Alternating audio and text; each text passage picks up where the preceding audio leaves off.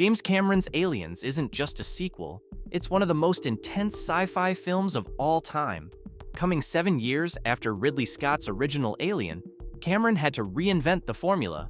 Scott gave us claustrophobic horror. Cameron delivered a war movie in space. In this video, we'll uncover 20 strange secrets about aliens. Stick with me until the very end, because the final secret reveals how Ripley's fate was almost completely different, and why James Cameron's choice changed sci-fi history. Number 1. Ripley almost didn't return. Today, Ripley feels inseparable from the franchise, but Fox once treated her as optional. Executives argued the alien was the star, and Sigourney Weaver's rising quote made her an easy line item to cut. Early discussions explored a sequel with new characters. For Cameron, that missed the point. He had written a story about trauma and courage, and the only way to ground that story was through Ripley's eyes. Without her, the film would collapse into a faceless bug hunt with no heartbeat. Cameron drew a hard line. No Ripley, no movie. The standoff ended with Weaver signing a landmark deal for a woman leading an action film. Her work paid off with an Academy Award nomination, rare for the genre. This decision shaped everything that followed. Ripley's wary return to LV-426, her bond with Newt, and her final choice to face the Queen head-on. Remove her, and you lose the human center that makes every explosion matter. Number 2. Bishop's knife trick was real. The sudden tabletop trust game, where Bishop stabs the gaps between Hudson's fingers at high speed, wasn't a camera cheat.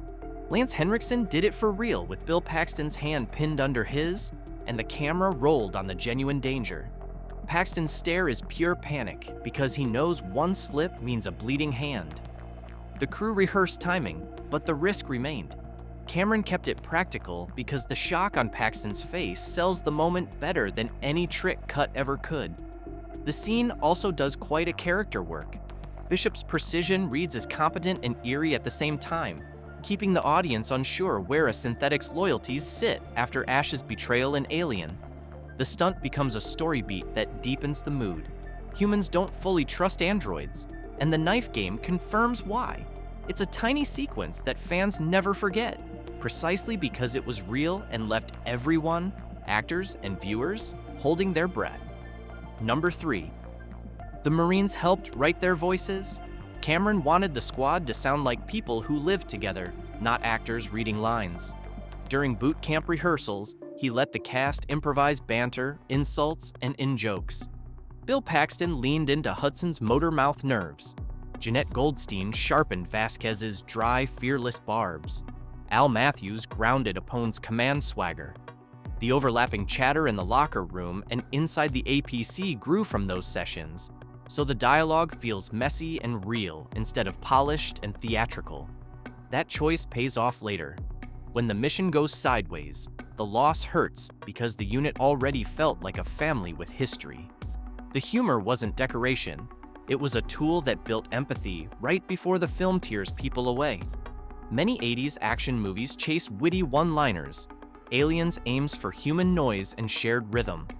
It's why audiences remember the Marines as people, not just gear and uniforms, and why the tension climbs when they start disappearing.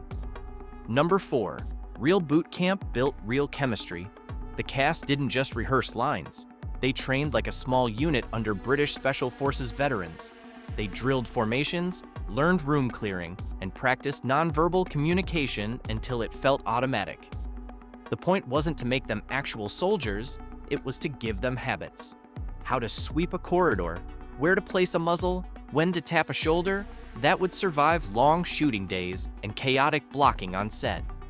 On screen, you can see the results. Grabs, pivots, and overlapping fields of fire look coordinated because the actors earned the muscle memory in the mud and rain. The boot camp also welded the group together. Shared discomfort creates real loyalty and real friction, the kind that bubbles up in close quarters. That lived-in cohesion is why the squad's collapse feels like a unit breaking, not a cast-changing scenes. The training shows that even when no one talks about it. Number 5. The pulse rifle was real metal under the skin. The most famous gun in the movie isn't a plastic shell. It's a Frankenstein of real firearms. Prop builders started with a World War II Thompson submachine gun, wrapped it in a SPAS-12 shotgun shroud, and added parts from a Remington 870. Actors fired blanks, which gave recoil, brass ejection, and that brutal metal clatter. The weight forced proper stance and bracing, so gun handling looked like something taught, not mimed. That realism shows up in every firefight. Instead of floaty, weightless props, the cast fights their gear while they fight the aliens, and the camera records the strain. The design also escaped the movie. Games and fan builds still chase the pulse rifle's look and sound. It became iconic because it was both cool and credible. You can imagine engineers actually building it, which is a big reason the film's world still feels functional and lived in. Number 6. The smart gun rode on a Steadicam rig. Vasquez and Drake's heavy cannons started life as MG-42s and were mounted on articulated camera rigs. The Steadicam vest and arms spread the weight, letting the muzzle glide with a predatory smoothness. That choice dictated posture: hips open, shoulders locked, torso moving like a turret. It's a visual language that reads as advanced tech without a single CGI enhancement, because physics do the talking. The rigs weren't light. Long days left the actors sore, and that fatigue bled onto film as grit and effort. The weapon's grace came from real inertia, not a digital filter. It's a perfect Cameron move. Raid a different department's toolbox and repurpose gear into something that looks like tomorrow. The smart gun feels futuristic precisely because it behaves like a machine, with mass and momentum in the present. Number 7. The Alien Queen needed a small army. The Queen remains terrifying because she existed on set. There was no computer model to hide behind. A 14-foot puppet, packed with pneumatics and rods, came alive under the control of as many as 16 operators. 2 were inside a frame. Others pulled cables, drove hydraulics, or handled head, jaw, and tail movements. Every beat required counts and cues, like an orchestra playing in sync just off camera. That scale brings fear you can feel. Light hits real surfaces. Shadows fall where they should. When Sigourney Weaver squares up, she's looking at a thing with reach and weight. The stunt teams rehearsed a dance, not a composite shot, which is why the Queen's attacks have timing you can sense in your chest. When people say practical effects age better, they're talking about this: a monster you could bump into if you took one step too far. Number 8. Burke's cocoon fate was cut. In a deleted scene, Ripley finds company man Carter Burke glued to the hive, pleading for help. She gives him a grenade, mercy in a hopeless situation. The theatrical cut chooses pace and leaves his end off screen, but the lost scene delivers poetic justice. The man who tried to sacrifice others to the company's profits ends up a commodity in the alien's life cycle, begging for a quick exit he never offered anyone else. Fans still debate which version works best. Without the scene, the tension stays lean, and viewers supply their own grim ending. With it, Burke's arc closes with a moral sting that fits the movie's view of corporate cruelty. Either way, the existence of the footage adds texture to the film's mythology, and many consider it the definitive way to say goodbye to the franchise's most punchable character. Number 9. Game over, man, was improvised. Bill Paxton's most quoted line wasn't in the script. During a chaotic take, he let despair spill out as Hudson and Cameron kept it. The reason it stuck is simple. It sounds like a real person losing his grip, not a writer aiming for a t-shirt. That messy cry became cultural shorthand for the moment when plans die and panic takes the wheel. Moving this fact earlier in the lineup helps the middle stretch breathe. After technical feats and a dark deleted scene, a surprising laugh lands without breaking tone because it belongs to a character we already know. The ad-lib also shows why Cameron's looseness in rehearsal paid off. Give actors room to move, and sometimes they hand you a line that lasts for decades. Number 10. Ripley's motherhood thread was almost lost. The theatrical cut races, but the special edition adds a quiet blow. While Ripley drifted in space, her daughter died of old age. That detail reframes everything. Newt isn't just a survivor to protect. She's a chance at connection that was stolen from Ripley by time. The bond that forms isn't sentimental. It's a lifeline that gives Ripley a reason to go back into hell when any sane person would run. Studios trimmed the subplot for pace, but many fans prefer the longer cut because it deepens the ending. When Ripley faces the Queen, the fight isn't only about beating a monster, it's about protecting the only family she has left. That shift turns explosions into choices and makes the closing lift into hypersleep feel earned, not accidental. Number 11. Newt's screams felt real because Carrie Henn was new. Carrie Henn had never acted before. Cameron kept the set gentle around her, but he also used sudden noises and surprises to catch unpolished reactions. The goal wasn't to scare a kid, it was to avoid the stiffness that happens when children over-rehearse fear. Henn later said filming felt like a game, which is why she reads as grounded instead of theatrical. That authenticity matters. Newt doesn't talk like a movie kid. She watches, hides, and says only what she has to. Her scenes with Ripley carry warmth without speeches, so when Newt vanishes into the ducks, the movie doesn't need a monologue to tell you what's at stake. You already feel it. The performance works precisely because it isn't polished, it's present. Number 12. Tea breaks nearly broke the shoot. Cameron arrived with a sprinting American pace to a British crew that honored strict work rules, including tea breaks at fixed times. The culture clash sparked arguments and near walkouts. From the outside, it sounds trivial. On a set, lost minutes add up to lost shots, and tension compacts into every decision. Cameron had to prove his plan would pay off before trust would follow. Over time, the footage did the talking. Departments saw the Queen move, the sets hold, and the actors deliver, and the mood shifted from resistance to wary buy-in. The story is a reminder that films aren't built by lone auteurs. They're built by teams who don't always share assumptions. Getting to yes often means surviving a lot of no. Number 13. The motion tracker came from a Walkman. The beeping box that turns dread into math wasn't a sleek piece of lab gear. It was cobbled together from a portable TV, Walkman parts, and careful paint. The sound team built its iconic ping by stretching sonar, then layered the rhythm so distance feels audible. Every beat pulls the audience forward, then leaves them hanging one beat too long. Because it's simple, the tracker still works. You don't need exposition to understand a rising tempo. Directors and game designers copied the idea for decades because it's cheap, readable, and cruel in the best way. It makes you complicit. You stare at the screen waiting for a dot you can't see. When the walls burst open, you knew it was coming, and it still wasn't enough. Number 14. Bishop's torn body was a floor trick.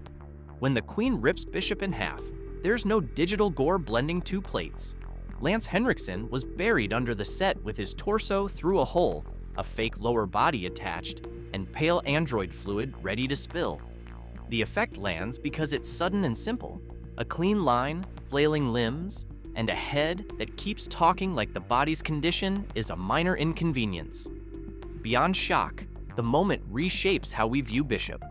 Even split in two, he stays helpful, which counters the fear humans have of synthetics in this universe. It's a beat of gruesome reassurance that pays off the long arc from distrust to respect. Practical effects do the rest, selling the violence without asking your brain to forgive a plastic-looking render. Number 15. The power loader duel was all machines, no CGI. The showdown everyone remembers paired two complicated rigs in the same frame. A full-size loader with a performer sinking behind Sigourney Weaver and the multi-operator Queen puppet. Every grab and counter-grab required a checklist. Arms clear, hydraulics safe, marks hit, frame clean. It wasn't a composite of separate elements. It was a live dance performed by two teams in armor and rubber, sweating through takes until timing clicked. That's why the scene still rules. Your eyes can tell when mass is real. The loader's feet thump, jaws scrape metal, and sparks bounce off surfaces that reflect correctly. The danger feels present because it was.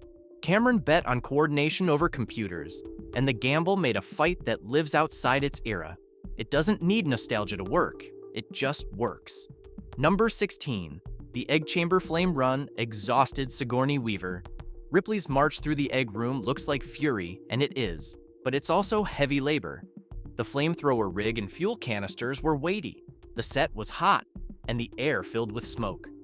Weaver had to hit marks, cycle the trigger, and keep the posture of a character done with fear, while her body dealt with heat and strain. Small stumbles and ragged breaths do as much acting as any line. The physicality sells the scene's turn. Ripley chooses offense, not survival by hiding.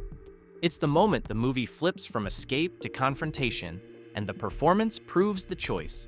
The camera doesn't need speeches about vengeance or protection. It just needs the follow-through of a person setting a rule and keeping it, step by step, flame by flame. Number 17. Vasquez was an unlikely action icon. Jeanette Goldstein came from theater, not action cinema. She had to learn recoil control, on-rig balance, and how to carry a smart gun rig for hours. The haircut, the bandana, and the unblinking stare finished the transformation. Many viewers assumed she had a military background. She didn't. She built Vasquez with training and focus until the character felt carved from steel. That casting choice widened what a tough screen presence could look like in the mid-80s. Vasquez isn't a quip machine or a mascot. She's competent and will shoulder to shoulder with her squad.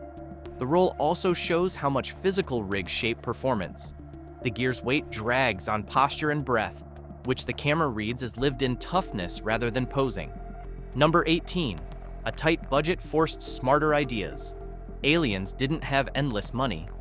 The APC began life as an aircraft tug dressed in armor. Sulaco corridors were modular, redressed, and shot from fresh angles to fake scale. Miniatures, rear projection, and lighting tricks stretched scenes that would crush a bigger budget today. Constraints became style, industrial, dented, and loud instead of glossy and clean. The limitation is part of why the film holds up. The world looks used because it was. Steel that's been stepped on, paint that's been chipped, props that fight back. When digital spectacle ages, it often ages all at once. Practical cobbling ages like a ship you've sailed on for years. It still creaks, but you trust it more because you know what it's made of. Number 19. The craft won Oscars for a reason. The Academy recognized the film with awards for Best Visual Effects and Best Sound Editing. Those categories are where aliens live. Layered audio that turns halls into traps, and practical illusions that hide seams in plain sight. The tracker ping, the hiss of doors, the bite of pulse rifle bursts, the screech that drills your nerves. Each layer stacks pressure until a corridor feels like a throat closing. The winds also mattered to crews who build with steel, latex, and microphones.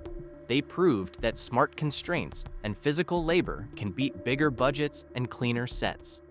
For a generation of artists and engineers, Aliens was proof that audiences feel the difference when a monster casts a real shadow.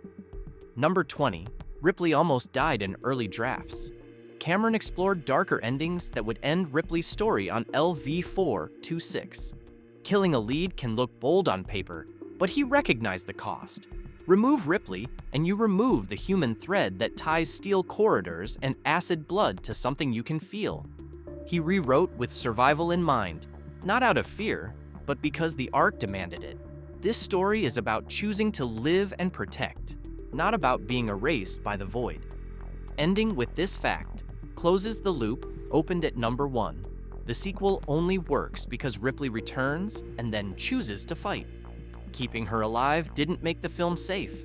It made it honest about resilience, and it gave the franchise a center people could follow. And it's why audiences still lean forward the moment she straps into the loader and says, "Come on!" From rifles built from World War II relics, to an alien queen powered by 16 puppeteers, to a young girl screaming on cue without ever having acted before. Aliens was a miracle of creativity, grit, and sheer determination. So which fact shocked you the most? Let me know in the comments. And if you love discovering the hidden stories behind classic films, hit like, subscribe, and turn on notifications. We've got plenty more cinematic secrets to uncover, and you won't want to miss the next breakdown.